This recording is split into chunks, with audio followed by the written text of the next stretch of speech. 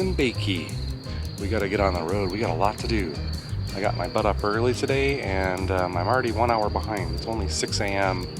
Wanted to get up at 4, failed, couldn't do it, but settled for right now. So I still got plenty of time to get to my next destination, and I'm so excited. Gonna see some things today that I haven't seen and never seen, and I wanted to see for a long time.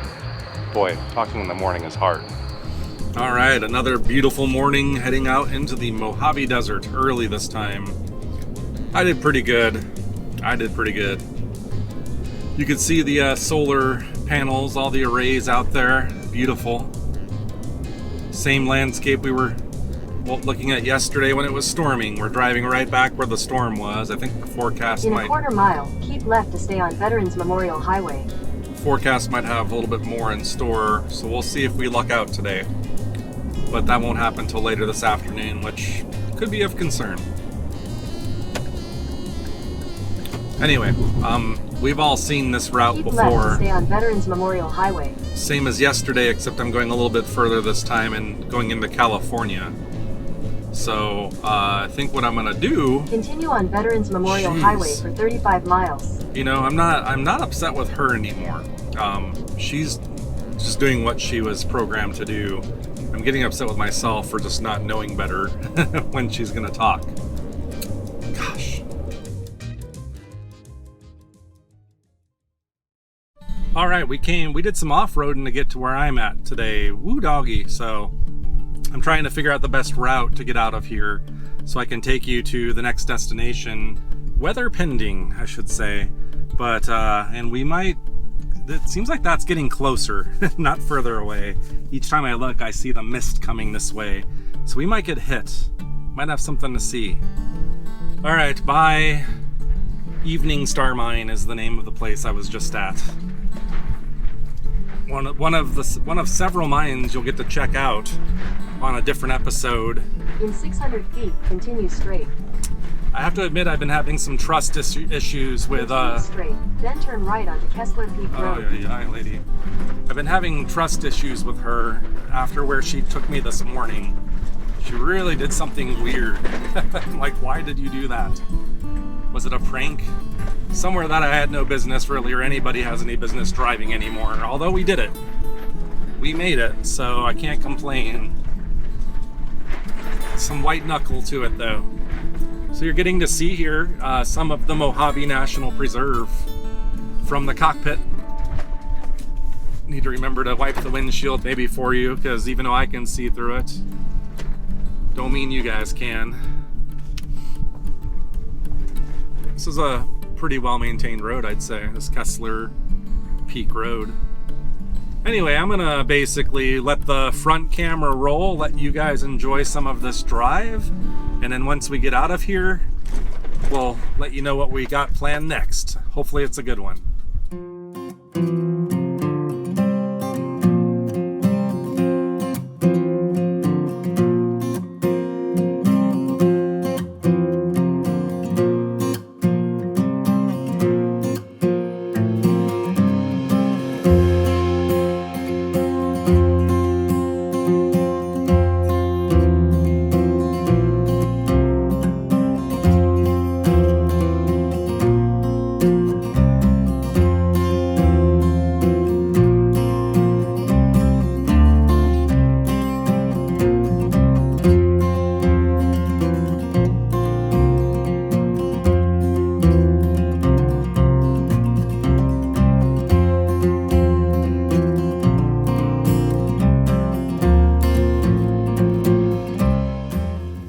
To be back on pavement, and we got it back into two-wheel drive, so we're all good.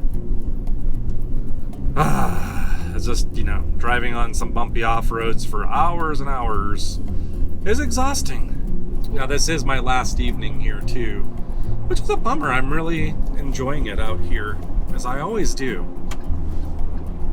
But don't worry, we're not done yet, because a big part of our journey is actually tomorrow. I have to go home and plan the actual route I want to take, but I've got an idea of some cool things to do to round it out.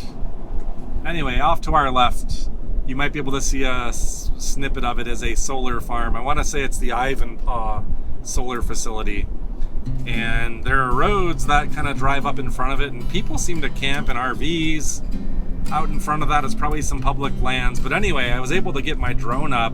I didn't fly over, but I was able to see it from up high, and it was quite a sight. I really was floored by it. Hopefully, Amy, you're showing our kind folks that some of that footage now. We've not really had a need to use it in a video. It was going to be part of a different video. That never happened, so it's in our catalog of B-roll, I guess. And now I think we finally have an excuse to show it. Welcome to Nevada. Oh yeah, we're back in Nevada. You guys tell me what this is over here. Like if we face the right direction, it's a giant white cloud of, I am guessing, a major fire or some kind of dust storm. What the hell? It's like the movie The Mist. You see that? Anyway, let's get down to Magic Mountain before the world falls apart on us. To me, this is one of those things that's not really, you know, meant for a standalone video, you know, a standalone feature. There's not enough to really say about it, in my opinion, but maybe we'll be able to see if we can smell smoke. But look at all this wind whipping up here. Ugh. It was really windy the last time I tried to do this, and I kind of decided not to do it. But I'm looking at that lady, and it doesn't look very fun out there right now. We gotta do it though, we gotta do it. Whatever that smoke is blowing now away from us because the wind is so strong. This is some gusty stuff here. Dude, it is so windy right now, it is nuts. I got like sand blowing in my eyes out here. I wasn't expecting this. All right, we're gonna make this quick.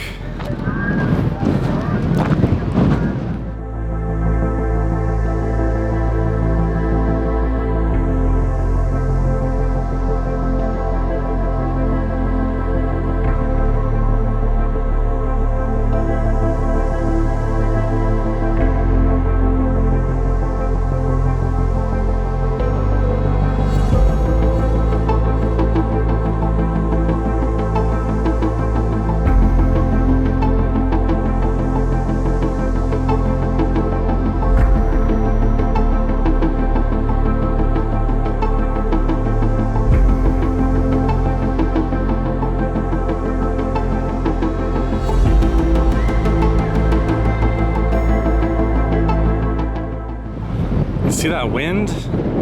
I'm sure you can hear it. Like I was here last time, we had a same weather kind of thing and same kind of dust storm blowing across the landscape like that. Absolutely fantastic. I mean, I always thought, what's the fuss? But it's so unique. I don't know what the artistic purpose is or what it's supposed to represent or say, but there's 7 of them. I just counted them in my head. You can count them too. I think you technically can see them all at the same time. There are a couple hidden behind there, but they look like candies to me. They look like they should be sweet and crunchy, or maybe like little cereal bits. I almost wonder, could they just be large boulders that they selected and used and stacked with some kind of reinforcement or something? I don't know much about the backstory of this, so if you know, that would be an interesting factoid to drop. And then here's the next phase, the next phase of 7 Magic Mountains. You know, that thing that I thought was a fire is completely gone now. It had to just have been a dust storm that blew away. That just wouldn't be possible. I just realized that. This has turned into quite the destination, though, I would say, for Las Vegas tourism. People love this thing for whatever reason.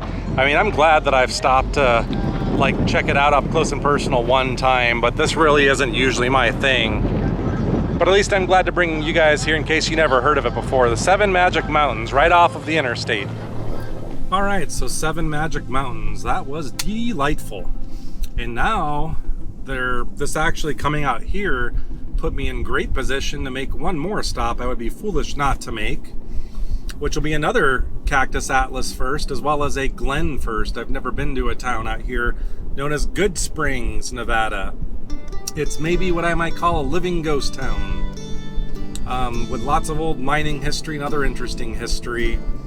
So I'd like to at least just get out and look at a few of the buildings, and if there's anything going on, I'm kind of playing this by the seat of my pants right now. Alright, it looks like we're only like 10 minutes away. 7 miles, so I don't really know much about Goodsprings other than some video game fame, which I'll be celebrating a little teeny tiny when we get there, and I'll explain what that means. I made it to Goodspring, Nevada. Goodsprings, I should say. I almost want to get out and take a picture of the sign here. There's the Pioneer Saloon. It's one of the things that I wanted to see. It looks pretty crowded too. I was wondering how crowded it would be. I was thinking about getting dinner here, but forget about it. But it's a popular spot, as well as that general store too. This might be a pretty quick stop today, because I can definitely tell, especially from a filming perspective, I'm not going to go in there to the general store or Pioneer Saloon and disrupt people's enjoyment. It is crowded in there. Alright, so Goodsprings, we made it here, and I just really wanted to come check out a couple buildings here. There's two reasons why I really wanted to come and say hello to Goodsprings, and probably need to come back in the future and do a more robust episode on this place. But reason one is it's a historic town. It's got roots in mining, I think in the early 1900s here in Nevada, and at one time had about 800 people, I think, living here. And another interesting story is, I think it was Clark Gable's wife, and now her name is escaping me. She had a plane crash in some of the nearby mountains, and the Pioneer Saloon was kind of the base of operations for rescue operations for that plane crash, I read.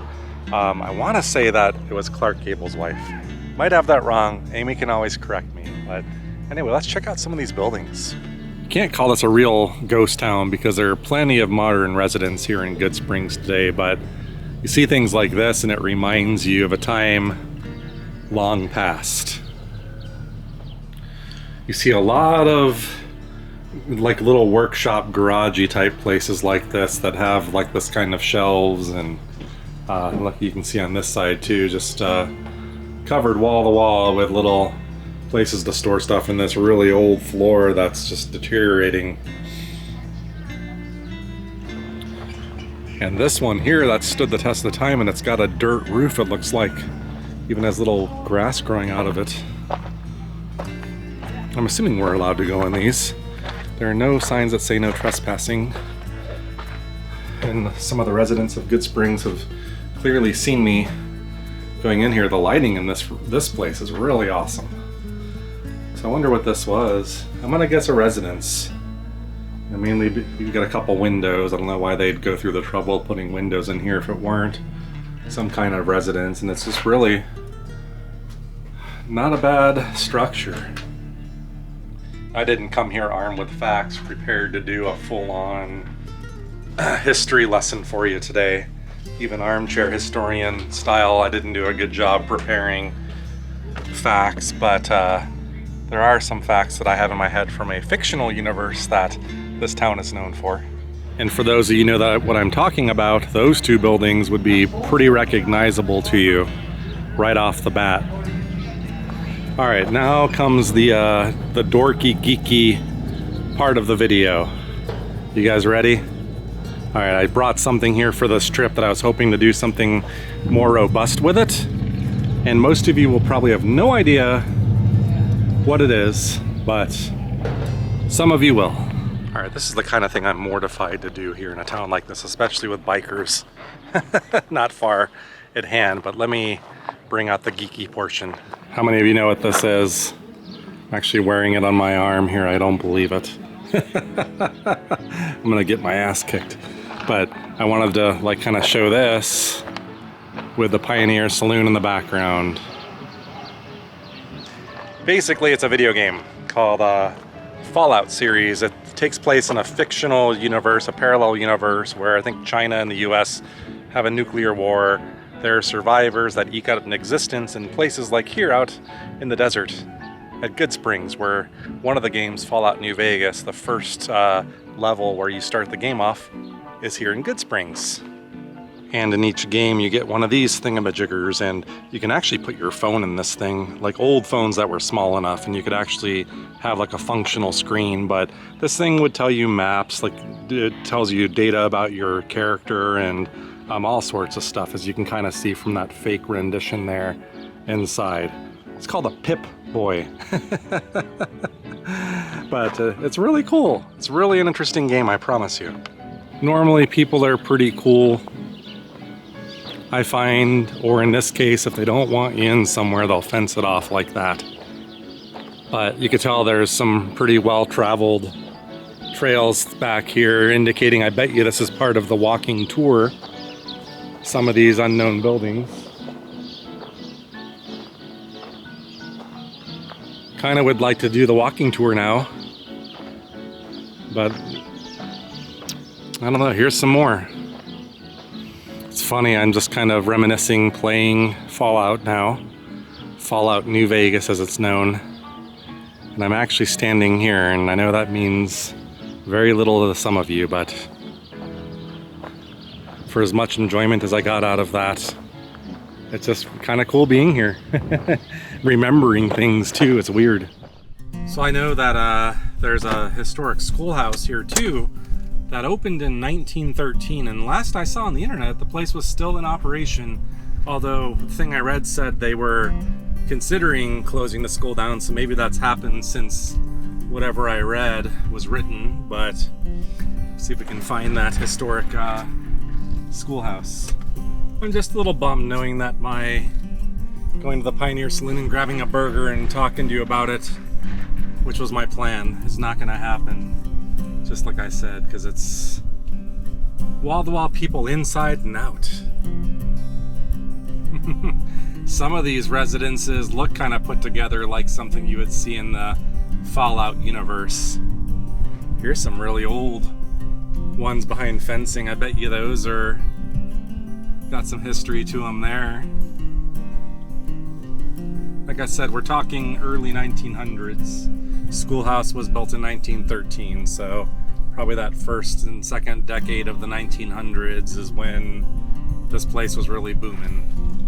Okay, so we're gonna turn down here, down San Pedro, and that looks kind of like what the school looked like in pictures that I've seen. It too is behind, everything is fenced up here. Is the crime really bad in Goodsprings or what? But let's see if that's the school. I'm looking for a date.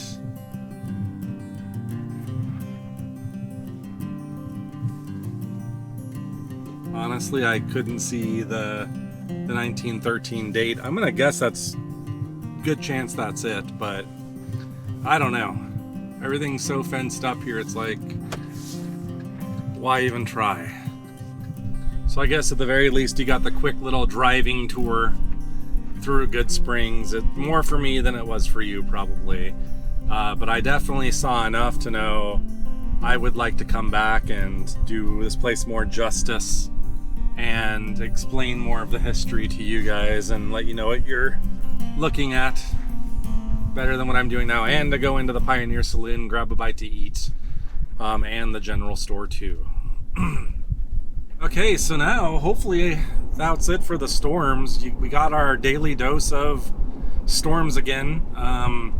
The plan that I have from here is I'm going to plot a route back to Boulder City, which is like about 50 minutes away from here. So we ventured far from home today, but it was all worth it.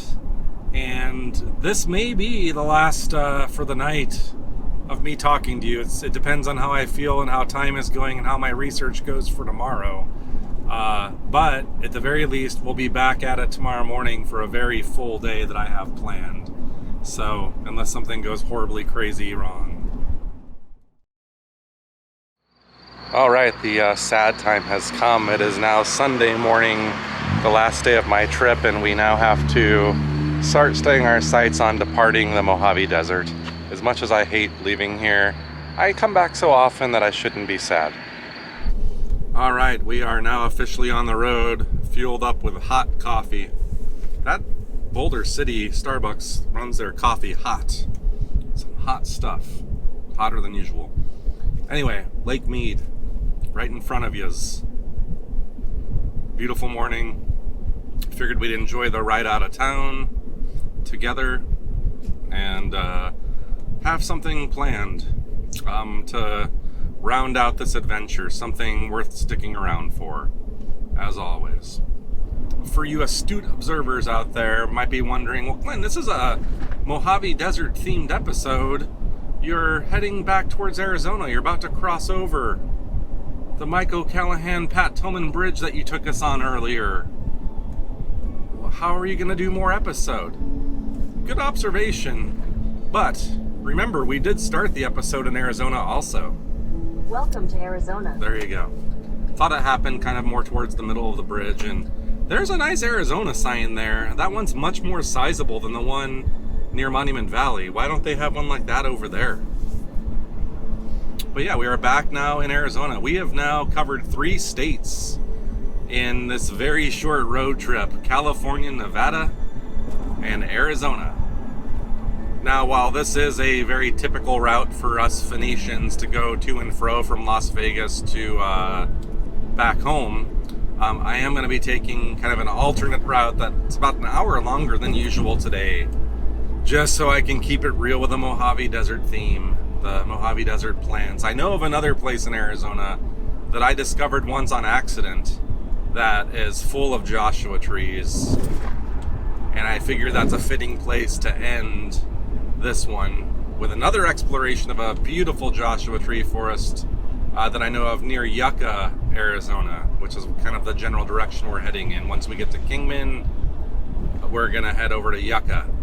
All right, so what I'm gonna do basically here is I'm gonna shut down for about an hour. No, I'm just kidding. I'm going to shut down the filming for an hour, enjoy my coffee, listen to some jams on the road, and then we'll reconnect when we get closer to our to the grand finale.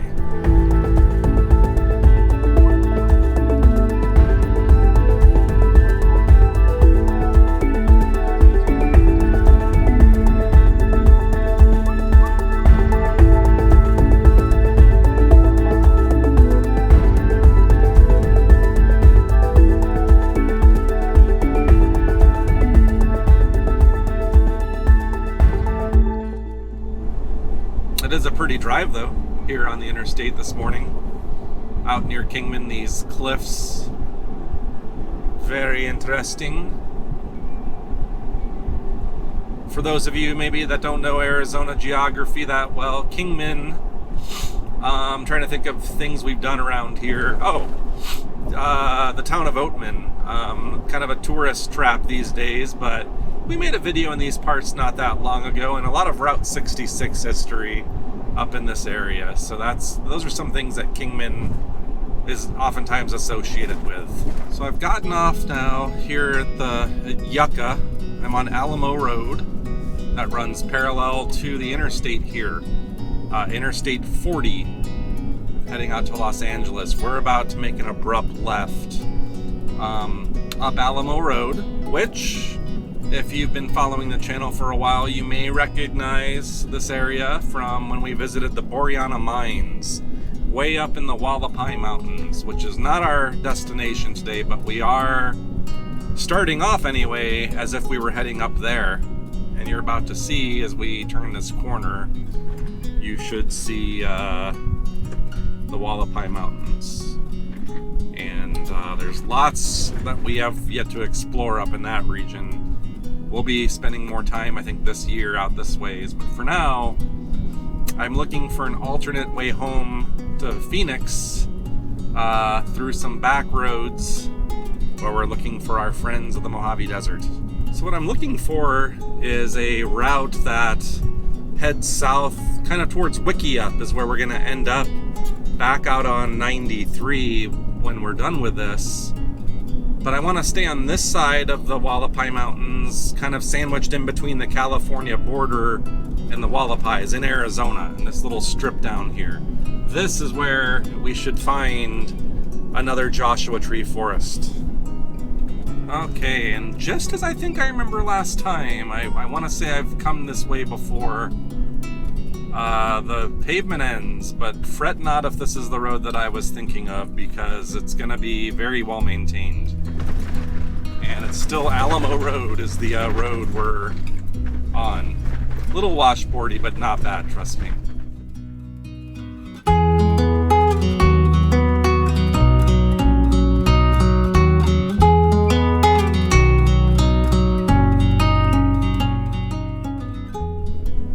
I'm now starting to see lots of saguaro again too. Saguaro and Joshua trees, evidence of the colliding deserts. All right, hopefully you'll get some good views, and I think these are all public. This is Silverado Drive.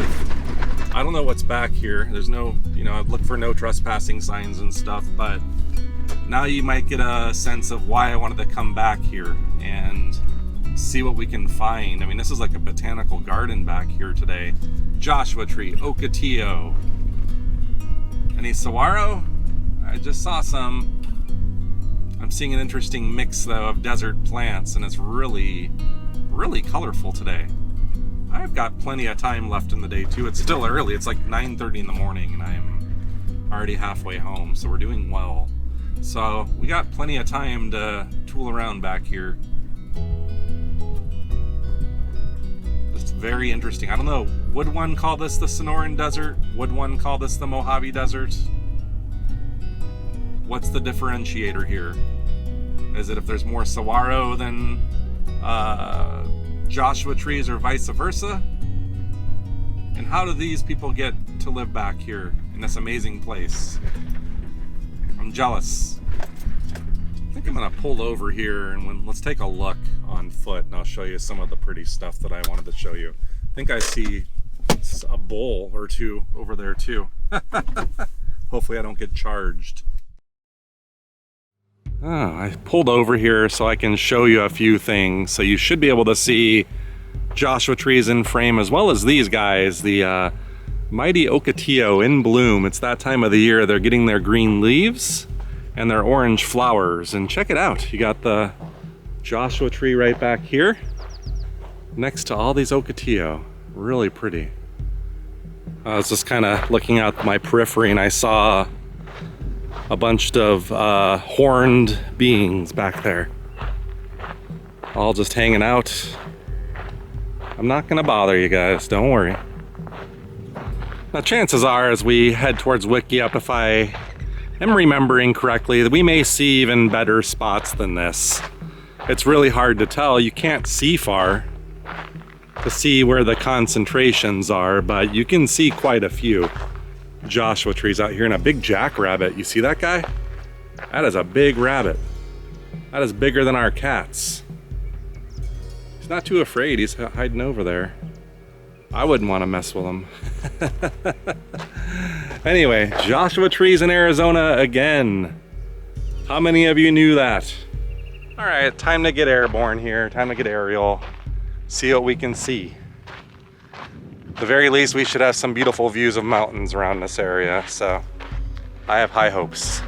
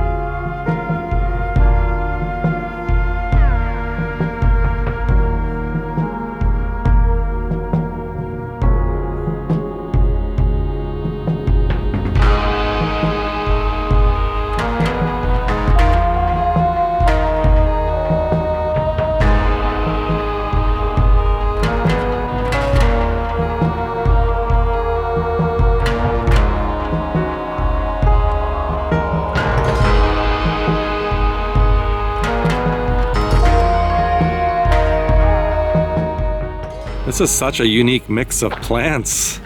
You've got juniper pines here, some other kind of pines, maybe like a pinyon pine or something, and Joshua trees. And then lots of creosote. But you've got these gargantuan Arizona Joshua trees. And they do have kind of a bluish gray color to them. This place is abuzz with the sound of bees pollinating all of these creosote plants, it would appear. But look at these beauties back here. Alrighty, we are back on the washboardy Alamo Road, heading towards Wickiup.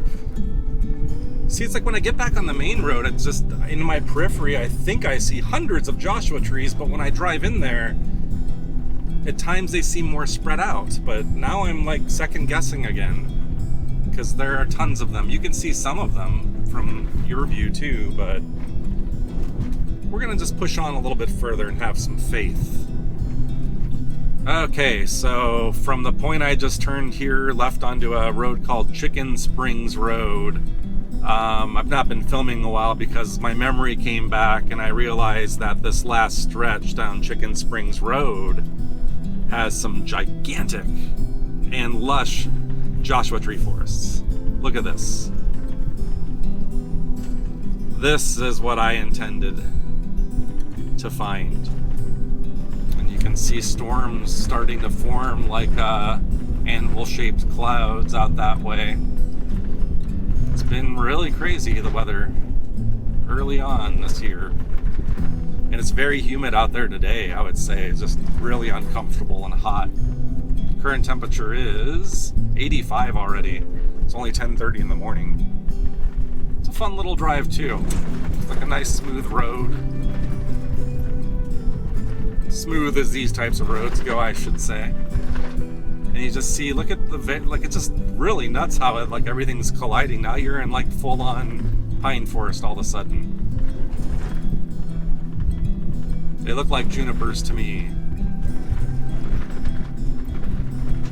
And we still have about 10 miles before we get to the highway, and I know all of a sudden we don't see those Joshua trees really that many anymore because we're climbing up and over these mountains here. So I think this is just going to be scenic for the mountainous terrain. There's a couple Joshua trees out over here. Alright, well I didn't really know if this was going to turn into just a ride from the cockpit, but maybe it will. I mean, because these views, oh my gosh, I forgot how startling these views are coming out of this area. We're decreasing in elevation rather quickly now. So I'm wondering if we did overshoot the land of the Joshua trees. You know, if so, I'm okay with that, just because still have about another 10 miles to go actually to get to the highway, so I have a feeling we have not yet seen the end of it. I'm gonna have faith. I'll also be a little honest, you know, I'm tired. It's been a long trip, it's a lot of work, you know, so I'm starting to hit my wall. It's Sunday, looking forward to getting home, so there's that too. I'm a human being. Look at the road, how it curves here below us. There's nothing wrong with enjoying moments from the vehicle, in my opinion. There's a lone saguaro waving at us on the right. And we're really dropping in elevation fast here. And here's the Chevron station that some of you might recognize, in a 76 station on the other side of the road. That's where your Chicken Springs Road is. Then you gotta turn onto this crazy highway where people go very fast. I am going to pull over here off of 93 before we get too far down into the Sonoran Desert, although we are full on in at this point, so we can have a quick chat.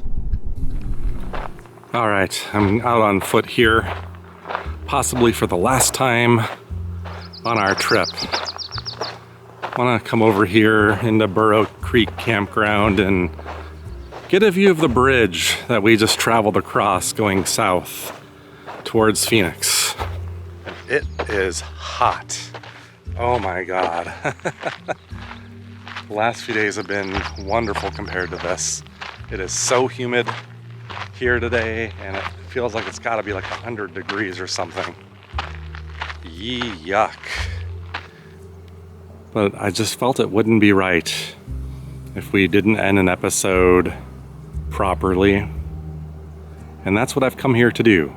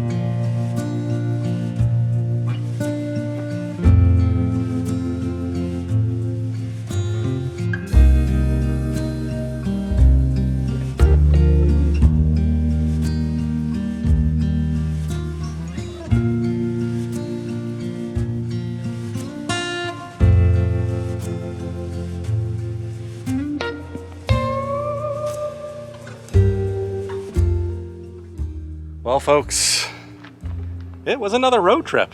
It went by really fast. I wish it would have slowed down a little bit, but we got to go deep into the Mojave Desert and we got to see a lot, I felt, on this particular trip. Didn't end with as big of a bang as I wanted, but hopefully I made up for it by the flight here in front of the bridge. Anyway, thanks for joining me on this one, and we will take many road trips again in the future, my friends. See you next time.